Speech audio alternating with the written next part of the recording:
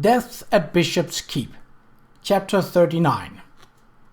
In the last third of the 19th century, England's cultivated acreage declined by nearly 3 million acres.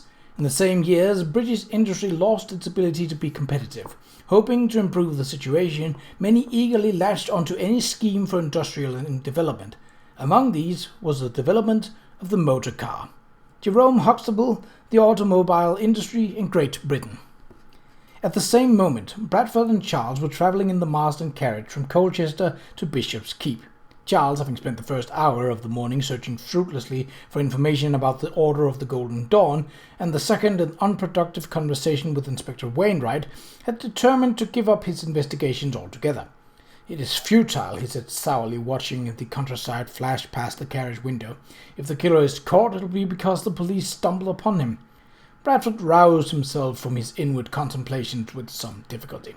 "What did you expect?" he asked gloomily.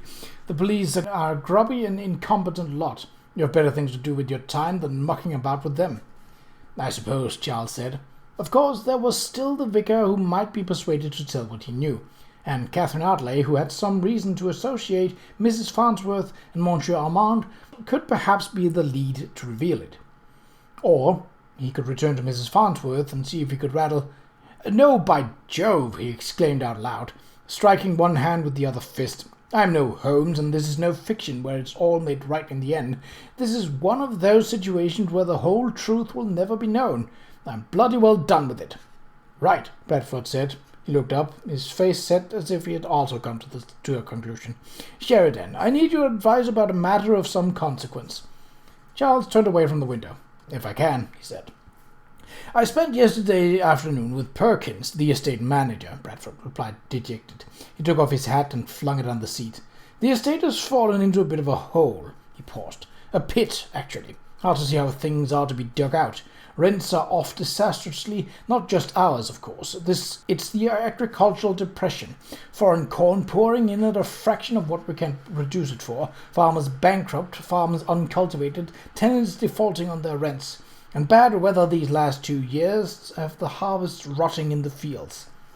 "It seems worse here in Essex than elsewhere," Charles said as they passed an empty cottage, the thatch of its roof fallen in, the bare rips of rafters exposed to the sky. In a neighbouring field, 2 thin cows were making a rough living on nettles. "Some of the land looks quite derelict." Bradford spoke with heavy gloom. "There are over a dozen tenant cottages empty on the manor, barns falling in, fields uncultivated. Perkins says new farmers can't be gotten because the buildings and roads are so decayed. We'd have to lay on at least £30,000 out of capital just to make the damn farms livable." Charles looked at him. Coming from a family whose commercial investments had removed it from dependence on the land, he knew about the dreadful agricultural situation chiefly from reading and looking about him. The evidences of the depression were certainly everywhere. Farm workers flooding the city, families dispossessed, crime on the increase. It was indeed a desperate situation.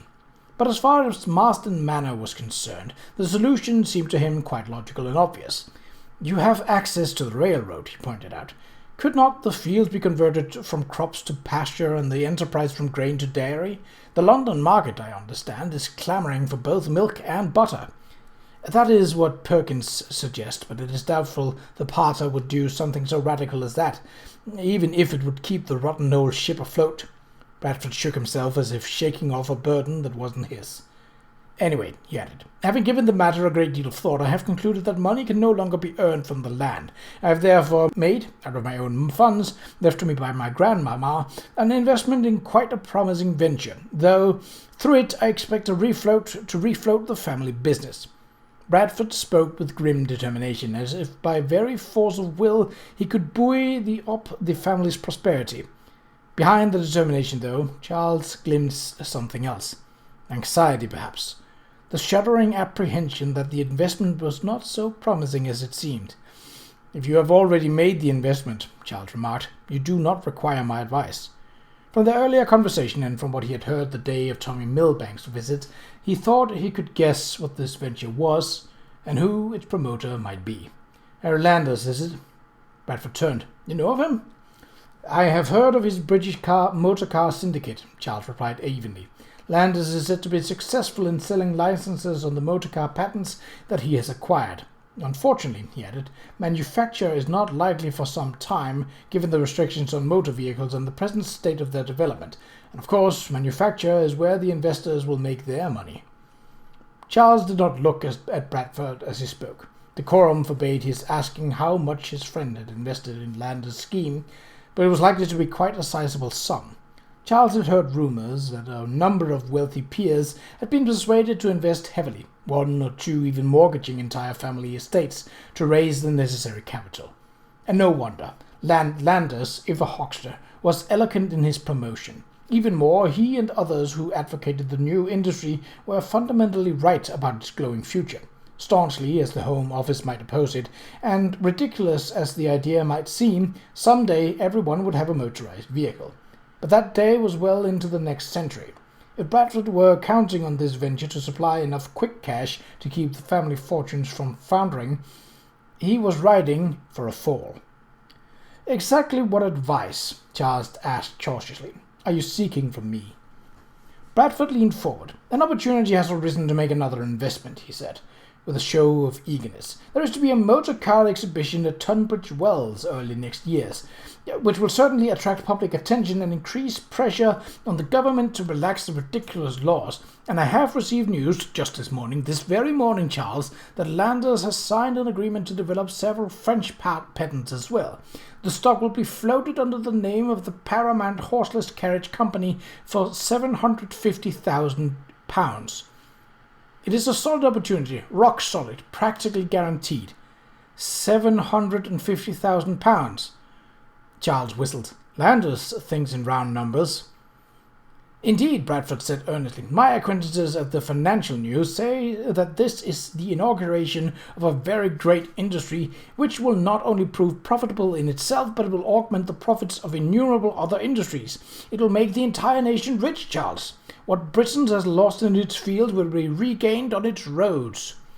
Charles looked at Bradford with some suspicion. His friend had obviously already committed himself to Landers' grand venture, and even grander rhetoric. Then, what then could he paused, suddenly realizing what was wanted. Marston, as he said, I believe it is my purse you are soliciting rather than my advice. Bradford had the grace to colour. I believed, he replied somewhat stiffly, that you might be interested in a financial venture that promises an extraordinary return. Charles put on a regretful face. Thank you, but no. I fear that my income is not sufficient for investment in speculative ventures, especially, he added to himself, those that he believed were fatally flawed. While Bradford's friends at the Financial Times might be bullish about Landers' enterprises, the more conservative men he knew at the magazine Engineering were already virulent on the subject, seeing Landers as a shameless, vulgar self-promoter playing to the credulity of the investing public. He feared that his friend, to coin a phrase, was about to be taken for a ride. He did not intend to go along. Then another thought, much more chilling, occurred to him. He had heard that Landers and his cohorts were not above using disgraceful tricks to get what they wanted.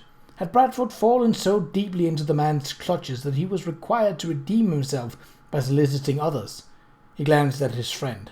The question, delicate and indecorous as it was, hung on the tip of his tongue, but one look told him it would be fruitless to ask. As they turned off the road into the lane leading to Bishop's Keep, Bradford's face darkened and his smile had all but vanished. He was clearly not in the mood for further confidences.